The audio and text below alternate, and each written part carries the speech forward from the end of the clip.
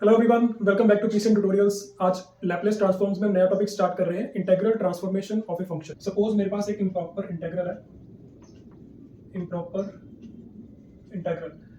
Integral को हम कैसे शो करते हैं? इम्प्रॉपर इंटीग्रल में होता क्या है, हमारे पास लिमिट्स होती हैं, या तो माइनस इन्फिनिटी से जीरो हो या जीरो टू इन्फिनिटी हो। मतलब कोई भी एक लिमिट इन्फिनिटी होनी चाहिए, चाहे वो माइनस इन्फिनिटी में है चाहे वो इन्फिनिटी में है। हमने इसको इम्प्रॉपर इंटीग्रल को ऐसे शो किया है, H S comma T F T dot D t. अब इसको मैं इंटीग्रल ट्रांसफॉर्मेशन कब बोल सकता हूँ? इंटीग्रल ट्रांसफॉर्मेशन कब हो सकता है? अगर मेरा जो एफ टी है वो कन्वर्ज हो जाए, एफ टी हो जाए कन्वर्ज। कन्वर्ज का मतलब क्या होता है कि एक फाइनाइट वैल्यू ला के दे मुझे, ठीक है। अगर एफ टी कन्वर्ज हो जाए तो हम इसको बोलेंगे कि इंटीग्रल ट्रांसफॉर्मेशन ये है।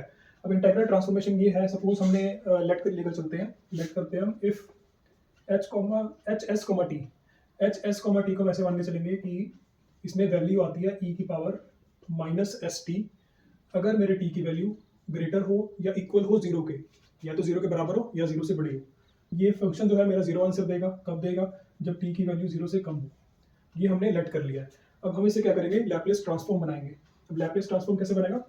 हमें प्रूव क्या करना है कि एफ टी कन्वर्ज कर रहा है। अगर कन्वर्ज हो जाएगा तो वो लैपलेस ट्रांसफॉर्म, वो इंटीग्रल ट्रांसफॉर्मेशन हो जाएगा।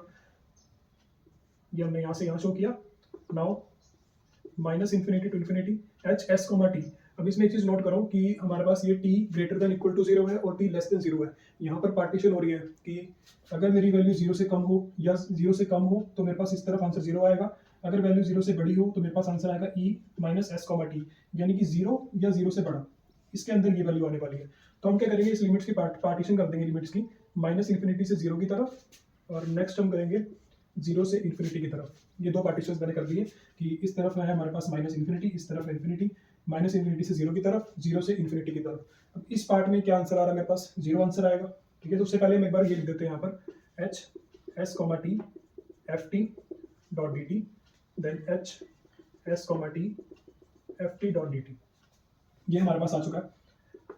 अब इसमें नोट करो, एच एस कॉमा टी की वैल्यू माइनस इन्फिनिटी से जीरो के बीच में, तो क्या आंसर आएगा? इसमें जीरो आंसर आएगा, क्योंकि इसमें ये बताया गया है टी की वैल्यू जीरो से कम होनी चाहिए। तो टी की वैल्यू जीरो से कम तो इस तरफ है, यानी कि माइनस इन्फिनिटी से जीरो की तरफ। यहाँ पर एच एस टी जीरो आएगा, तो हमने इसको जीरो पुट किया और यहाँ पर आ गया F T dot D T plus. अब यहाँ पर नोट करो, एच एस को मटी है और जीरो टू इन्फिनिटी हम जा रहे हैं, जीरो टू इन्फिनिटी। यहाँ पर तो मेरे पास आंसर आएगा E power minus S T, E power minus S T dot F T dot D T.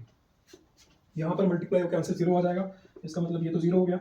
Then zero to infinity E power minus F T F T dot D T. Then अब ये जो मेरे पास answer आ रहा है ना, ये मेरे पास एक ट्रांसफॉर्मेशन आ रहा है, यानी कि एफ ऑफ एस की वैल्यू आ रही है। जो मैंने आपको बताया था कि हम इंटीग्रल ट्रांसफॉर्मेशन को एफ ऑफ एस की फॉर्म में शो करते हैं, क्योंकि ये जो फंक्शन है ना, हमने स्टार्ट तो किया था टी से, लेकिन ये फंक्शन अब एस की फॉर्म में जा रहा है। तो यही हमारा काम है ट्रांसफॉर्मेशन में। क्या करते हैं, टी की फॉर्म में अगर फंक्शन है तो उसको एस की फॉर्म में लेकर आते हैं। एफ ऑफ एस आ गया हमारे पास, यहाँ पर बनेगा जीरो से infinity E of power minus S T then F T dot D T. इसी को हम बोलते हैं लैपलेस ट्रांसफॉर्म, और इसको हम शो करते हैं L of F T. L of F T, Laplace transformation of F T. इस एल को हम बोलते हैं ऑपरेटर, लैपलेस ट्रांसफॉर्मेशन ऑपरेटर। और ये जो हमारे पास एक ऑपरेशन हो रहा है E power minus S T और एफ टी का ऑपरेशन, अगर हम इसको इंटीग्रेट करें जीरो टू इन्फिनिटी में, तो हमारे पास इसको हम बोलते हैं लैपलेस ट्रांसफॉर्मेशन। ये होगा लैपलेस ट्रांसफॉर्मेशन। अब एक चीज और ध्यान देने लायक है कि इसमें हमारे पास जो भी फंक्शंस होंगे हम उसको स्मॉल लेटर्स में शो करेंगे, एफ ऑफ टी, और जो भी हम लैपलेस ट्रांसफॉर्मेशन शो करेंगे वो हमारे पास कैपिटल लेटर्स में होनी चाहिए। और एक चीज और ध्यान देने वाली है कि जो फंक्शन हमारे पास होगा अंदर की तरफ, वो टी पर डिपेंड करेगा। फंक्शन टी का है तो टी पर डिपेंड करेगा, लेकिन जो लैपलेस ट्रांसफॉर्मेशन है वो एस पर डिपेंड करेगी। लैपलेस ट्रांसफॉर्मेशन हमने एस की निकाली है, लेकिन फंक्शन हमारे पास टी का था। अब हम करेंगे एग्जिस्टेंस ऑफ लैपलेस ट्रांसफॉर्मेशन की थ्योरम। थ्योरम ये बताती है if F T is a function of class ए। अगर एफ टी फंक्शन है क्लास ए का, तो हमें प्रूव करना है कि एफ टी का लैपलेस ट्रांसफॉर्म एग्जिस्ट करेगा। अब ये हमें शो करना है। सपोज हमारे पास पहली बात तो गिवन है F T, given F T is, function में ये बताया गया कि फंक्शन क्लास ए का है। जब क्लास ए का फंक्शन होता है तो इसका मतलब क्या होता है कि पीस वाइज कॉन्टिन्यूस होता है। Given that F T is peace wise continuous in its domain, ये अपने domain T greater than zero में पीस वाइज कॉन्टिन्यूस है। देन इसका मतलब क्या होगा कि F T is peace wise continuous in zero से टी नॉट। अगर हमने एक इंटरवल मान लिया जीरो से टी नॉट का, जहां पर टी नॉट जो होगा जीरो से बड़ा होगा, टी नॉट जीरो से बड़ा होगा, देन इसका मतलब क्या है, E power minus S T be piecewise continuous होगा जीरो से टी नॉट में। देन इट मीन्स कि E power minus F S T और एफ टी ये इंटीग्रेबल भी होगा, इज ऑल्सो इंटीग्रेबल। इंटीग्रेबल क्यों होगा? क्योंकि देखो एक्सपोनेंशियल फंक्शन है, इसके अंदर एक्सपोनेंटेड फंक्शन जो भी होते हैं वो इंटीग्रेबल होते हैं। Therefore integration 0 to T naught E power minus S T F T dot D T, इसको हम ऐसे लिखेंगे, सॉरी यहाँ पे इन्फिनिटी आना था, 0 to infinity 0 to T naught limit T naught से अप्रोच करेगी इन्फिनिटी की तरफ, और यहाँ पर आएगा E power minus S T F T dot D T.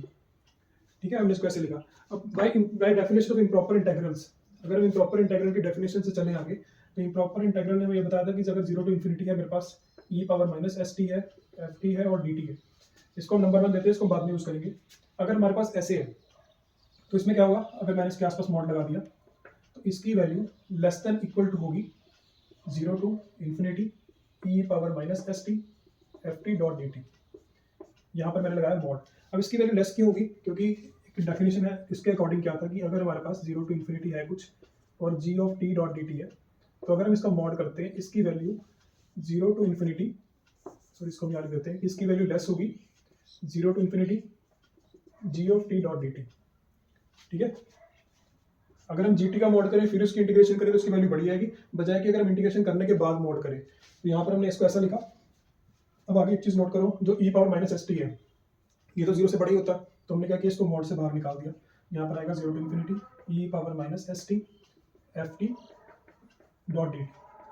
ठीक है, हमने इसको लिखा ऐसे 0 to infinity E power minus S T F T dot D t. अब ये देखो यहाँ पर e power minus S t है और एफ टी है, ये एक एक्सपोनेंशियल फंक्शन है। अब एक्सपोनेंशियल फंक्शन को हम कैसे लिखते हैं, 0 to infinity E power minus S T, और एक्सपोनेंशियल फंक्शन की अगर आपको याद हो, हमने पहले पिछले लेक्चर में हमने एक डेफिनेशन पढ़ी थी कि के ई पावर अल्फा टी होता है डॉट डी टी। ये हमारे पास ऐसे आएगा।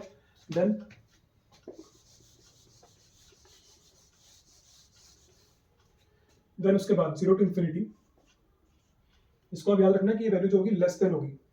ठीक है, हमने इसको यहाँ पर लेस देन बताया होगा।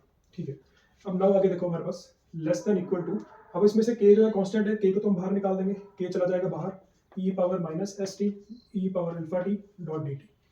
देन उसके बाद less than equal to K 0 to infinity, अब ई की पावर में है माइनस एस टी और अल्फा टी, यहाँ पर हम इसको ऐसे लिख सकते हैं कि alpha T minus S T dot D t.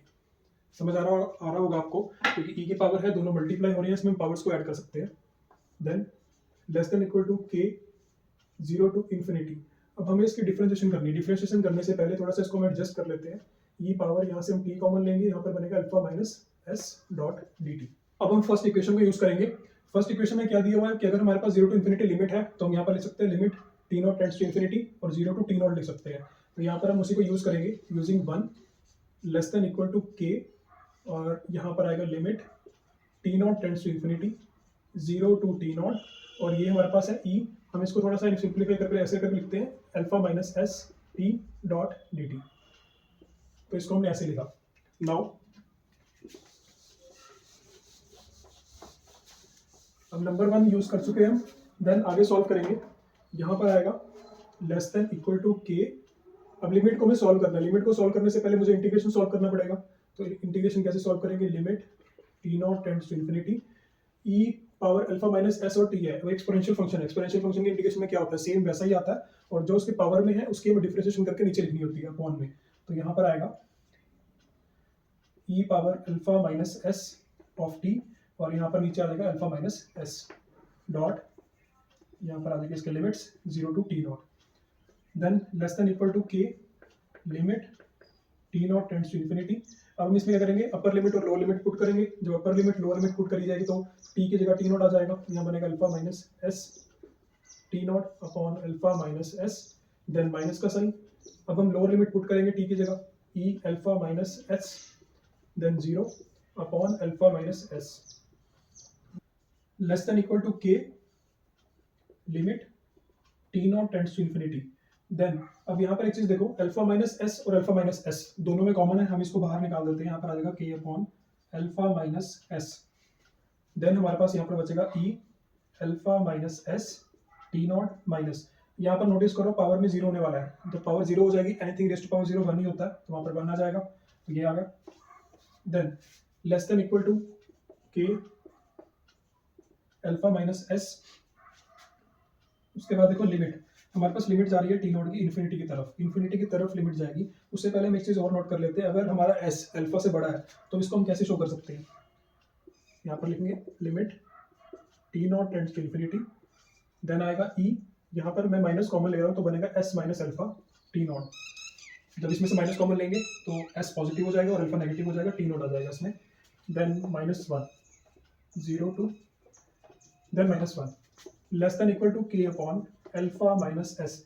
अब हम क्या करेंगे, टी नॉट की जगह इन्फिनिटी पुट करेंगे। इन्फिनिटी पुट करने से पहले एक चीज़ और देख लो इसमें, limit T naught tends to infinity, पहले जितना सिंप्लीफाई हो सके उतना सिंप्लीफाई आप कर लो इसको। ये बनेगा 1 upon E S minus alpha T naught minus 1। अब हम इसके अंदर लिमिट पुट कर सकते हैं, के upon alpha minus S. Limit T not को जब हम इन्फिनिटी पुट करेंगे तो क्या हो जाएगा, पावर में इन्फिनिटी चला जाएगा, और जब पावर में इन्फिनिटी है इसका मतलब आंसर भी इन्फिनिट आएगा। जब आंसर इन्फिनिट आएगा मतलब 1 अपॉन इन्फिनिटी आएगा, और 1 अपॉन इन्फिनिटी क्या होता है, 0 होता है। तो इसमें आएगा 0 माइनस 1, सॉरी इसमें आएगा 0 माइनस 1। देन यहाँ पर हमारे पास आ रहा है 0 माइनस 1। अब माइनस 1 आ रहा है तो इसमें हम क्या लिख सकते हैं, के अपॉन एस माइनस अल्फा लिख सकते हैं इसके अंदर, क्योंकि माइनस 1 मल्टीप्लाई होगा तो माइनस 1 जाएगा, एस पॉजिटिव का हो जाएगा, अल्फा नेगेटिव का हो जाएगा। S upon alpha for S greater than alpha. तो यहाँ पर हमने ये लिख दिया है कि ये जो वैल्यू है हमारे पास, ये हमने अभी तक क्या निकाला था, एफ ऑफ एस निकाल रहे थे हम। तो जो एफ ऑफ एस है इसकी वैल्यू कम आ रही है कि अपॉन एस माइनस अल्फा से। अगर मेरा एस बड़ा है अल्फा से तो अगर ये वैल्यू कम आ रही है इसका मतलब ये कन्वर्ज कर रहा है, यानी कि एक फाइनाइट वैल्यू है इसके अंदर, ठीक है, फाइनाइट वैल्यू है तो इसका मतलब ट्रांसफॉर्म एग्जिस्ट करेगा। तो यहाँ से हमने प्रूव कर दिया है कि लैप्लेस ट्रांसफॉर्मेशन एग्जिस्ट करता है।